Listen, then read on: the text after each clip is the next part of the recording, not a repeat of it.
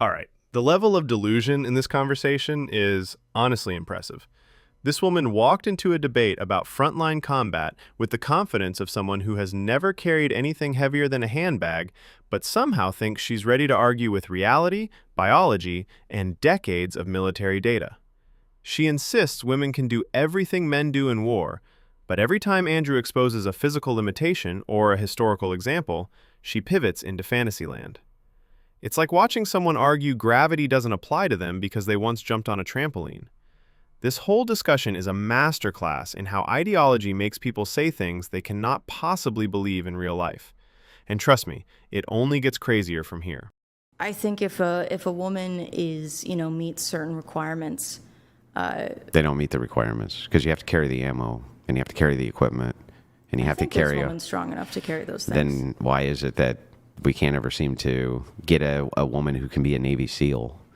Exactly. There have been 0 female Navy SEALs in U.S. history, even after standards were lowered.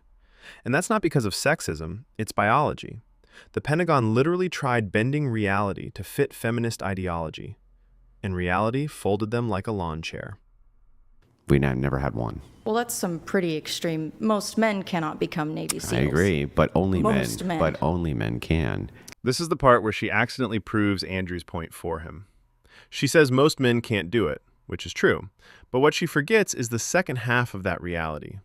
0 women can. That's not a counter-argument, that's the entire argument. She ends up reinforcing the very thing she's trying to deny. This is classic feminist debating 101. Make 2 contradictory claims in the same breath, hope nobody notices, and act like you just dropped a mic. But when you actually listen to what they're saying, they're basically building Andrew's case for him. And when it comes to the idea of frontline combat, they have to lower, so women can be in the infantry, that's true, but they get lower standards. Women get lower standards in the military than men get. Well, I think if you are, polling for whoever in defense of your country or homeland, you would take anyone who might But have even slightly if, lower standards. I guess even This right here tells you everything. She thinks defending a nation is a charity project. Slightly lower standards is how you get more casualties, not diversity points. The enemy doesn't care about inclusion. Armies aren't HR departments. if I grant that we could have some very small percentage of women who are capable of doing this, and maybe we even field them, because the vast majority, the overwhelming majority, don't even have the potential. They don't even have the potential to do this. It seems to me that it's not just that women can vote to send their men off to fight just by a simple majority. Just by a simple majority, they could do this by electing the politicians in office that have their pro-war stance, perhaps. And that's a fundamental unfairness in society. And it seems very obvious to me that that's very fundamentally unfair. But women are in the military, and in support pass roles. The standards. No, available. they pass standards which are lesser than men's standards. In fact, I can have Brian pull it up if you'd like to see it, but they have a different... Sure, yeah. No, I'm fully aware Yeah. of that, but they're still competent, and support roles are still important. I agree. And That's also, you don't have to be on the front lines to be killing people. My aunt flew helicopters in the Army, and she was, participating in killing people. Well, there's First of all, let's be real. The story about her aunt killing people in a helicopter sounds highly exaggerated. Even if she flew a helicopter in a war zone, that's a support role, not frontline combat. It's very unlikely she personally killed anyone. And even if she did, that's the exception, not the rule.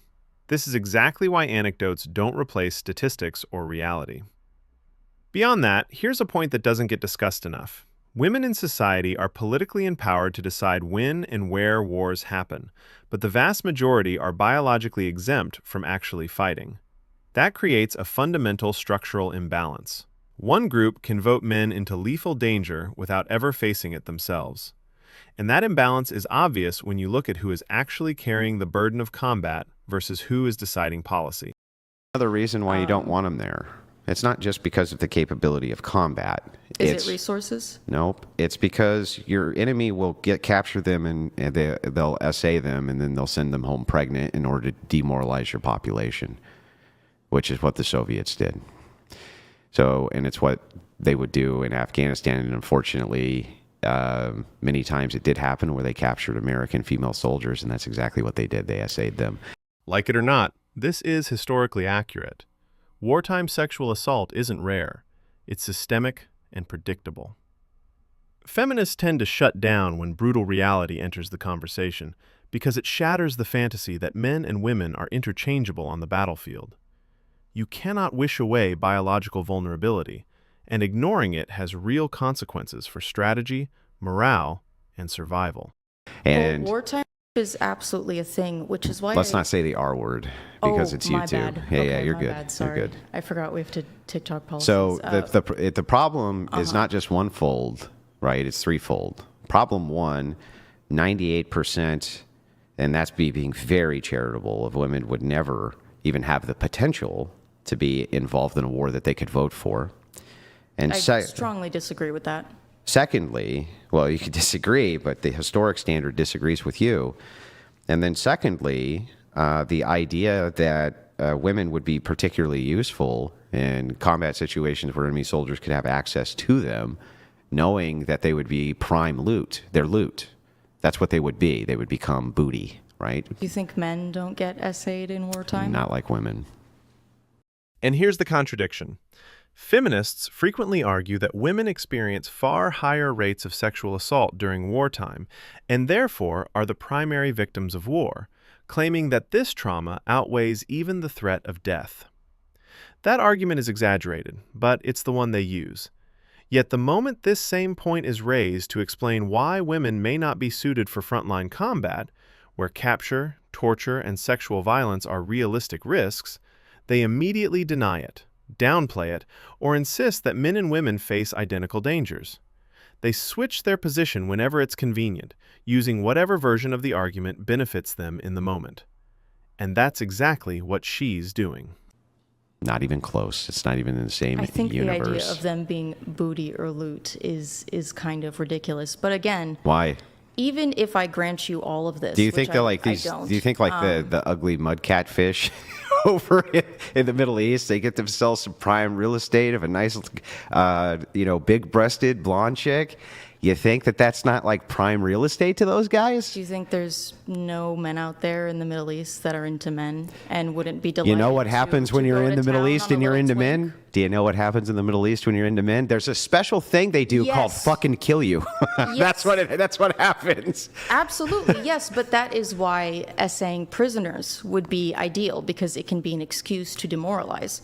There are very much. So what would you do? Like, let's pretend Charlie is the enemy commander. Okay. You're the enemy commander, and your orders are to win the war by any means necessary against your enemies. And you found out that your enemies were fielding female soldiers in frontline combat where your troops had access to them. Now, what would be more diabolical or easier than creating special units whose entire job was to just capture these enemy soldiers, these female enemy soldiers, essay them, record their screams and send it to the enemy, and then release them pregnant with their babies? How did that work out for Japan? It worked out fine. They went through Nanking, and they absolutely did that. It was called the raping of Nanking. Yes, that's what it was called. I'm fully Yeah. aware of what it was called, but I mean, It worked out well for them. They completely demoralized the Chinese. They completely subjugated them under their yeah, and boots. then we dropped 2 atom bombs on them, and now they are essentially Did China a do vassal that? state. No. No. But their It ally, the worked. U.S., did it. And was the U.S. fielding women in frontline combats in Japan? No. They had nurses, but no. No, but the Chinese, right, they were getting anybody they could. And the thing is funny is the first thing the Japanese did as part of their demoralization campaign was essay all the women and make sure that, and one of the big pieces of propaganda that they had was all of your future children are now our future children. Yeah, it's horrible and awful. But again, look at where China is now, and look at where Japan is now. This is absurd. We're talking about what armies actually do in wartime, and suddenly she brings up Japan's defeat. Like Andrew wouldn't know the history. But here's what that point completely skips. The U.S. could intervene because they didn't put women on the front lines. If they had, they would have suffered the same atrocities she's now pretending aren't a strategic threat. Her reasoning basically is, the Chinese were devastated, violated, and crushed. But it's fine because someone else eventually came to save them. Imagine losing a war, getting obliterated, and then claiming you still won because a different country beat your enemy later. It's delusional. And this is what happens when ideology gets injected into war discussions. It jumps straight to the outcome and ignores the vulnerabilities. War doesn't care about narratives. War cares about weak points. And historically, women have been one of the most exploited weak points on the battlefield. People joke about the Chinese century, but I think China is a very powerful world superpower, and Japan is an American vassal state, essentially. So I think at the end of the day, I would argue that more people would want to live in Japan than they would in China. that doesn't change the fact that China is much more powerful than Japan. Yeah, but it's also got way more people than Japan and a much larger land mass and way more access to resources. And we allowed them to continue to have an offensive military post-war. In Japan, we took that away from. Well, we didn't have the option to take that away from China. Because they were our ally. Well, we did right at the start have the option to, but we didn't. But the point is that the Japanese have not been allowed to have a military. We don't allow them to have an offensive one. Yeah, because of what happened last time. Yeah, exactly. But the point is that, again, that's the second reason. That's the second.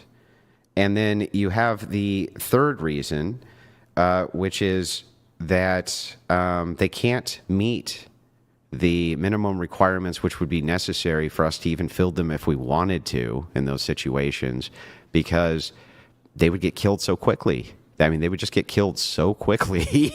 I don't know if you have a good idea of what, no offense, but like I feel like maybe your idea of like what war looks like now is like dudes charging at each other with guns, and that's not really how it works. What do you think war looks like right now, Charlie? It's drone warfare at the moment. We don't really do boots on the ground anymore. Is there a lot of drone warfare going on in Russia and Ukraine? It's also guerrilla warfare. Yeah, is there a lot of Russia? I'm actually not super familiar with Russia and Ukraine, but I know there's a lot of tanks. See, how do you claim someone doesn't understand modern warfare only to reveal you have no grasp of the most relevant current conflict? That's peak feminist debating. Act like the authority, then expose your ignorance. Her idea that modern war is now just drones and there's no boots-on-the-ground action is straight out of TikTok geopolitics. Real conflicts still rely on infantry, logistics, armor, and close-quarters combat. Drones supplement, they don't replace. And they're blowing people up. They've mostly been focusing on drone combat. I'm going to tell you something really interesting that happened. Okay. So the Russians brought back the Dragoon.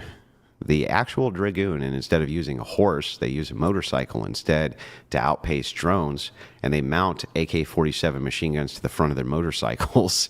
And they crazy. Fly past the enemy, and they mow them down. A woman couldn't do that? No, she couldn't. A woman for the most part, ride a motorcycle and shoot a No, gun? I don't think she could. I think that I don't think you really understand the physical weight requirements that are necessary to both control a motorcycle, have a heavy machine gun mounted to it that you're also firing, and carry the requisite equipment to do this. I don't think it would you be have. tied to the motorcycle. That doesn't make it less unwieldy. Very hard to wield. It requires physical strength to do these things. Yes, I've shot guns before. It's just I'm unclear how a gun being mounted on a motorcycle, you're not having to carry it. You are just riding the motorcycle. You have to control the motorcycle with your muscles. Yes, I know how motorcycles work. And the heavier the front end of them is, the more you have to use the muscles to steer it. These probably aren't American. And by the way, what do you think the Harley-Davidsons. 110-pound woman's going to do? Kick up the kickstand and keep it up, or do you think she's going to fall over with it? They wouldn't be recruiting 110. But it's not just that. They are in Russia and Ukraine charging at each other with machine guns. They are on the ground fighting, just like it's World War II looking combat more than anything else. It's infantry-based warfare all over the Ukraine. Why do you think so many people are dying? She acts like combat is some Avengers-style stunt. Ride a motorcycle at full speed with a mounted machine gun, balance insane weight, carry all your gear, and fire at enemies. Not a girl power TikTok moment. That's raw, brutal physical power, and she clearly has no concept of it. And the hypocrisy is staggering.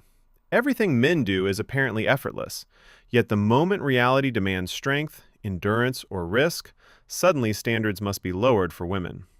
Equal when convenient, incapable when inconvenient. This is the exact absurdity these debates keep exposing.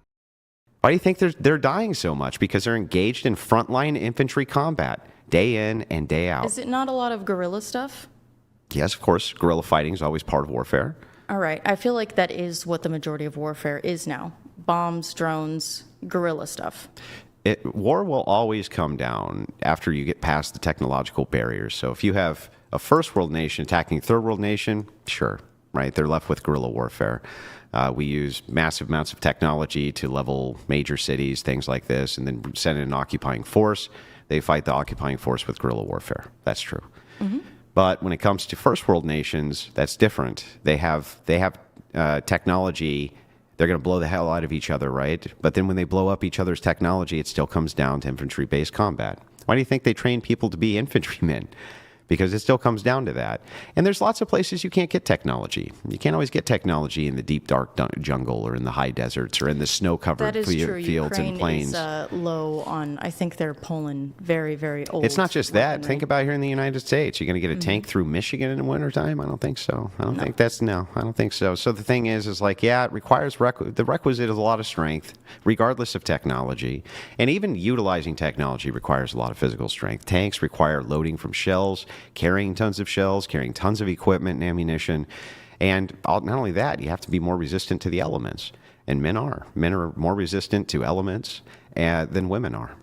And so they have kind of everything going for them. They're the super soldier. And they were designed basically to be super soldiers, right? That's. I think you might have an exaggerated idea of what the average starving Russian farm boy might look like.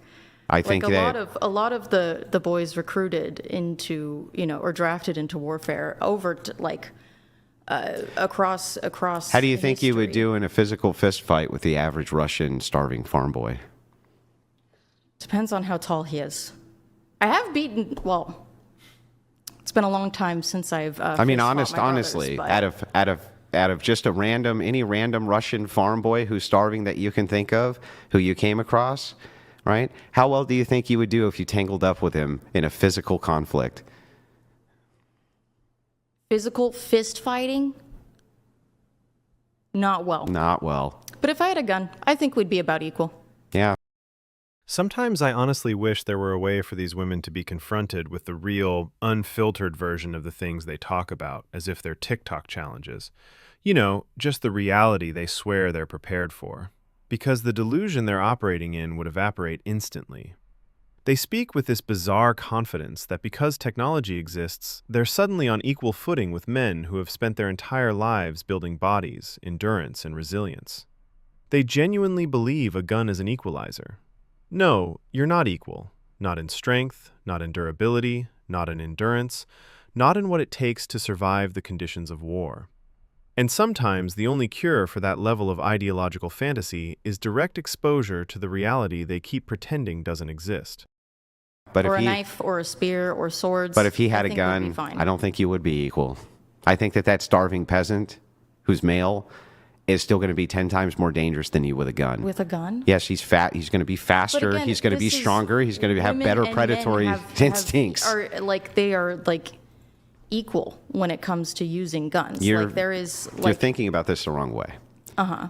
If I set you up right here, okay, and if we lay you down on a table and you have a rifle and the rifle's been sighted in, and all you have to do is aim it at the target and pull the trigger, you can do that equal to a man.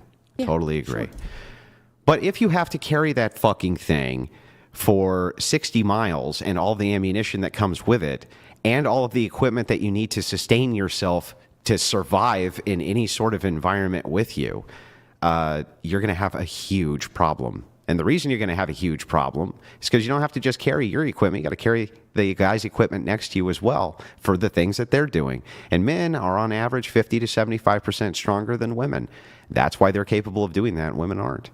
Well, the me of right now is perhaps, yes, not equipped to do that. But there are certainly women who, carry very heavy loads when they camp or hike. This is where the delusion gets almost insulting. She really thinks carrying a backpack on a pleasant weekend hike with snacks, breaks, good weather, and zero danger somehow translates to hauling 70-plus pounds of gear, ammunition, water, rations, armor, a rifle, and possibly someone else's equipment for miles, under stress, under fire, while half-starved, sleep-deprived, freezing, and expected to fight at the end of it. This isn't outdoorsy girl energy. This is sustained physical punishment that breaks trained men. Comparing casual hiking to combat is like saying, my grandma does yoga, therefore she could be a UFC fighter. It's embarrassing, it's unserious, and it proves she has zero concept of the physical reality she's trying to argue against. I agree. And travel far distances. Sure. There's also, There are I think some women, that a woman yes, who hunts regularly would be much, better equipped in that sort of scenario than, like, I don't know, a teenage boy who's No. never picked up a gun in his No, life. because it's the strength differential means so much. Not with a gun. With a gun, it means a lot. You have to. Okay. Look at that. She laughs. She laughs because she genuinely thinks guns magically erase biology.